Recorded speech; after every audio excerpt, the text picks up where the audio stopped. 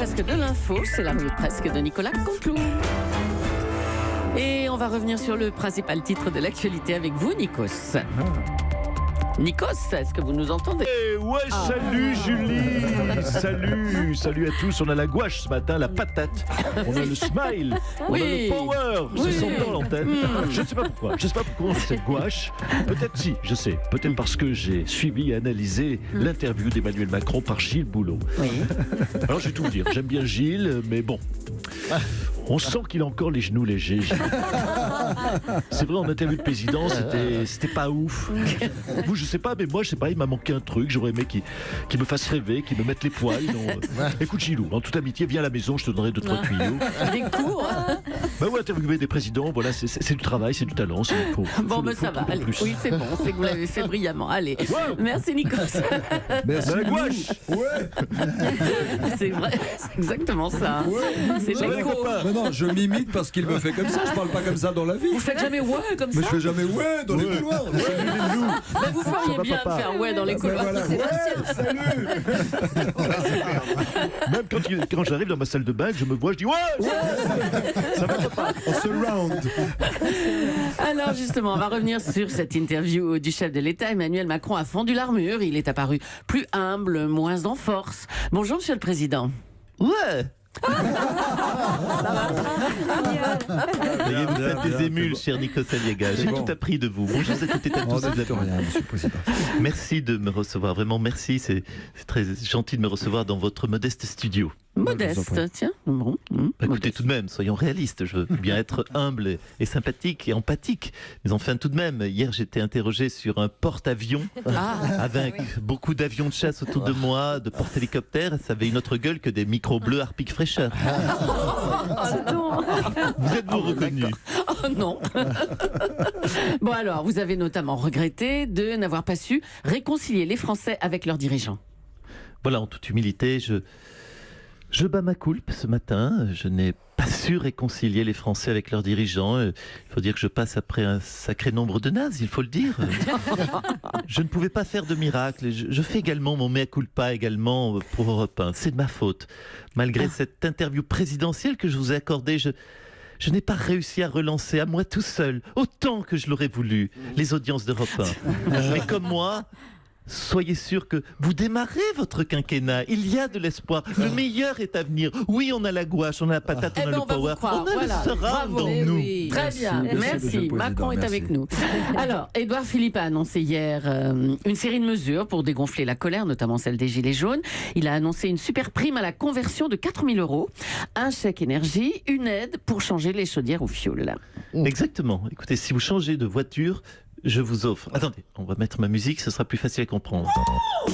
Oui, chers Gilets jaunes, si vous changez de voiture, je vous offre, oui, j'ai bien dit, je vous offre la super prime, 4 000 €. Pas 2 000, pas 3 000, non, 4 000 € de pouvoir d'achat en plus. Mais c'est pas tout. Cher Gilet, chère Gilette jaune, vous pouvez également gagner la méga prime chauffage. Chauffage à quoi? Chauffage à l'essence? Au gasoil? Non, la chauffage au fioul que vous pouvez cumuler avec le super banco chèque énergie. Et je rajoute pour vous, madame, oui, pour vous, monsieur également, un épluche légumes, pas un épluche légumes diesel, non, pas un épluche légumes sans plomb, un épluche légumes électrique. Et je rajoute pour vous un chien en peluche, 100 balles et un mars.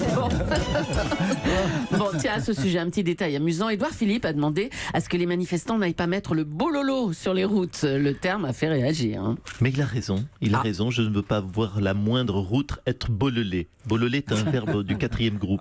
Racine grecque, bolo, qui veut dire bordel. Bon, c'est ça, vous confirmez, Nikos? Non, quand même pas. Ah bon. En France, on ne peut pas tolérer la bololisation des routes, pardonnez-moi de vous le dire. Bon, bah écoutez, là-dessus, on va vous laisser, je crois, Monsieur le Président. Et on part maintenant pour le Maroc, où le chef de l'État va inaugurer tout à l'heure le premier TGV marocain, et même africain, je crois, qui relie Tanger à Casablanca. On est au téléphone avec Monsieur Régis. Vous êtes cheminot, bonjour monsieur. Oui, bonjour à tout le dragon. Excusez-moi une seconde. Mesdames, messieurs, Salam alaikum. Je suis votre commandant de bord, Amdoula. Vous trouverez du thé à la menthe et des loucous en voiture 14. Voilà, je suis à vous, Amdoulila. Non mais c'est surprenant de vous voir dans ce TGV au Maroc, monsieur Oui, Régis. mais écoutez, faut savoir exporter le savoir-faire français. C'est très bien d'exporter la science du TGV, mais ça sert à quoi si on n'exporte pas la science de la grève? Rien du tout. Nardinemouk. Elle est bien mouchée, la vedette, là. La vedette. Voilà l'ardine. Allez, bon, c'est bon. Merci, monsieur Régis. Cette semaine est marquée par la colère des Gilets jaunes qui vont protester contre la hausse des carburants. On se souvient du C'est pas Bibi de Macron. L'augmentation est, c'est vrai, essentiellement due à la hausse des carburants. Jean-Marie Le Pen, une réaction peut-être? Et la hausse, n'est-ce pas, des carburants, c'est qui? Et c'est, il faut le dire, les Arabes. Parfaitement, n'est-ce pas? Les pays producteurs de pétrole. Et silence, Leclerc. C'est pareil. Écoutez, ça fait 50 ans que je m'évertue à vous dire sur tous les sujets que c'est la faute des Arabes. Pour une fois que c'est vrai, je ne vais pas me gêner. Les Gilets jaunes, arrêtez d'emmerder mon petit Macron. La hausse du carburant, c'est la faute des Arabes. Ah, c'est votre petit Macron maintenant. Depuis quand? Et depuis qu'il a dit du bien du maréchal Pétain. Vive Macron. Bon, merci monsieur Le Je sens Pen. que vous avez la gouache, n'est-ce pas? Le power, le surround.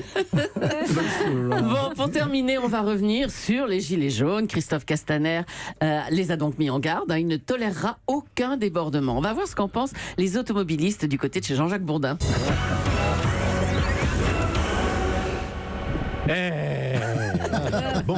Bonjour à tous, c'est Jean-Jacques Bourdin. Bienvenue sur RMC, Radio, Manif et Carburant. Oui, nous allons parler des manifestations contre le prix de l'essence, mais nous allons ouvrir à nos voisins, à l'international, voir ce qu'en pensent nos auditeurs, puisque nous avons un auditeur britannique qui nous appelle, c'est John. Bon, John, et nous avons également Gilles. Donc John et Gilles, bonjour à vous deux. Donc là, il y a erreur. Là, c'est René qui est en ligne. Là. T'as dû te tromper, Jean-Jacques. Là, Ah, pardon, René, vous êtes en ligne. Attendez un instant, excusez-moi. Christine, qu'est-ce qui est marqué sur ma fiche, là? Vous avez mis John. Et ensuite, Gilles. Ah, Gilles et John. Non, écoutez, franchement, Gilles. Non, Gilles et John, franchement, c'est vraiment, c'est les bonnes femmes, ça. Bon, bref. Excusez-moi, René, il y a méprise. t'inquiète, Jean-Jacques, c'est pas grave. Ouais, donc je m'appelle René. Je suis gilet jaune. Ouais. Je suis tout, d'ailleurs. Je suis contestataire, quoi. Gilet jaune, bonnet rouge, chaussettes noires, c'est tout ce que tu veux, quoi. Et j'en ai marre de payer l'essence trop cher, voilà, comme tous mes compatriotes, quoi. Du coup, samedi, je fais un plein de super. Et je vais faire des tours de rond-point pour le bloquer et protester comme ça contre les prix du carburant. Samedi, je vais faire un pain super et faire des tours de rond-point pour le bloquer. Mais excusez-moi, René, mais ça va vous coûter de l'essence. Est-ce que vous avez les moyens de faire comme ça pour rien des tours de rond-point? Ah, mais faire des tours, c'est sûr que ça va me coûter de l'essence. Hein, mais en même temps, comment tu veux que je bloque la route? Je vais pas bloquer avec un Vélib. Il faut vraiment tout bloquer. Attention, je vais demander à la grand-mère de ma femme, là, on va tout bloquer. Ah, la grand-mère de votre femme, pourquoi est impliquée dans le syndicalisme, René? Non, elle est en fauteuil roulant. Donc, on a envisagé ça, qu'on va la mettre sur la départementale 31. On lui met un sabot, tu vois, sur les roues du fauteuil pour éviter qu'elle se barre, parce que on sait jamais. Hein. Elle est quand même lucide, tu vois, elle a toute sa tête encore. Et je pense que personne ne va oser lui rouler dessus. Il n'y a pas mieux qu'une vieille en fauteuil pour te bloquer une départementale. Hein. Il n'y a pas mieux qu'une vieille en fauteuil pour te bloquer une départementale. Eh oui, grâce à vous, René, on se rend compte qu'en France, on n'a pas de pétrole, mais on a des idées. Merci pour votre pragmatisme, votre, je dirais, réalisme mécanique.